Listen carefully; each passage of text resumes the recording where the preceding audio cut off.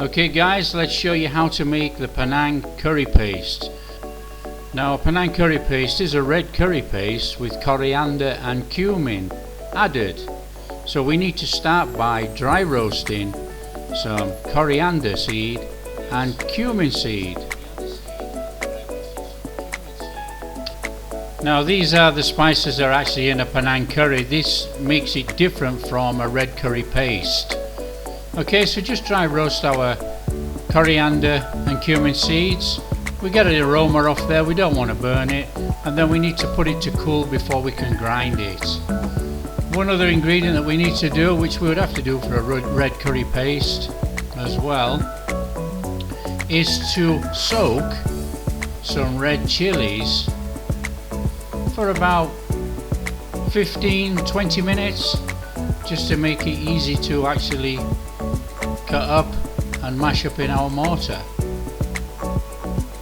Okay, when our coriander and cumin seeds have actually cooled down, grind them up. Grind them into a nice coarse powder.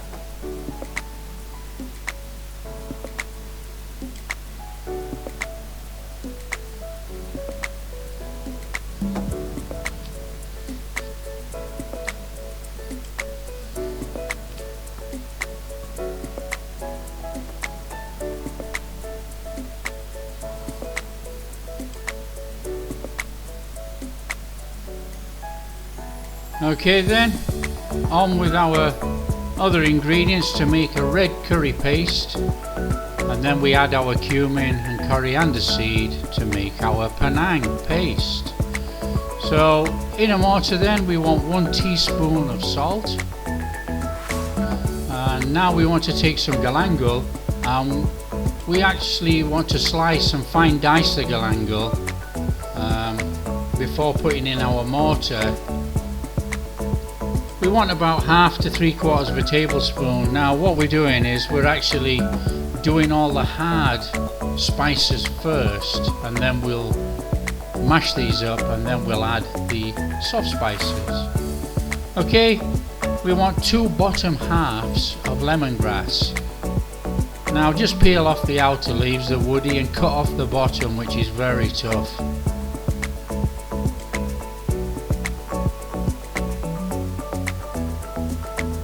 And then we want to slice thinly. We want a good heaped tablespoon of lemongrass.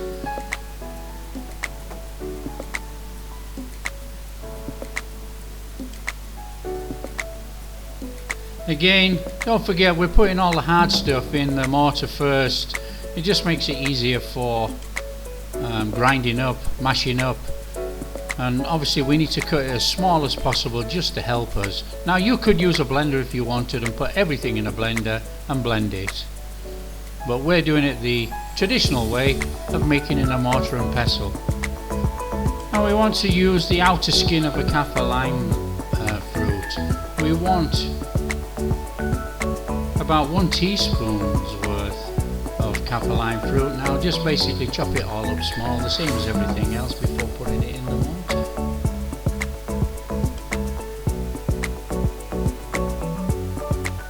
Take 3 coriander roots and finely chop that as well.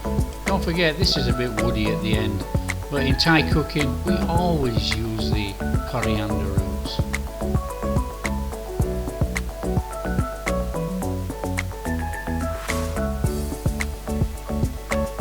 Now take our pre-soaked chilies and cut them up small, probably about 1 centimetre pieces, put them in the mortar. It just helps us to mash it all up. Now the pre-soaked chilies are there actually to add colour, and then we're going to add 7 small chilies, and that's going to give our heat.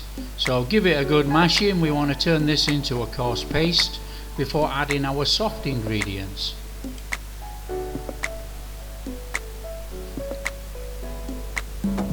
Okay, 10 small garlic pieces.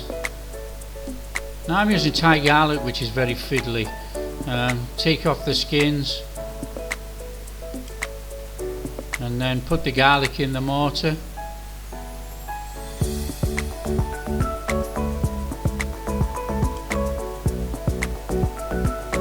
And then we want to use about 8 small red onions or shallots, and we want to finely slice these again and chop them across and through.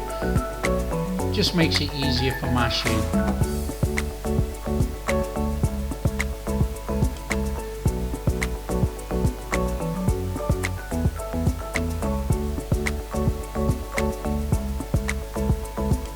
Okay then, let's give it a mash up and incorporate all our soft ingredients into our paste. After we've done that, we need to add about half a teaspoon of cumin and about 3/4 of a teaspoon of coriander powder and half a tablespoon of shrimp paste, and mix it all in. This is our Penang paste. Give it a good mashing, make sure it's all incorporated, and that's our Penang paste done. Now you can make your own pork, chicken or beef Penang curry. Right guys, I hope you enjoyed what we're doing. Don't forget, please like and subscribe so you don't miss anything.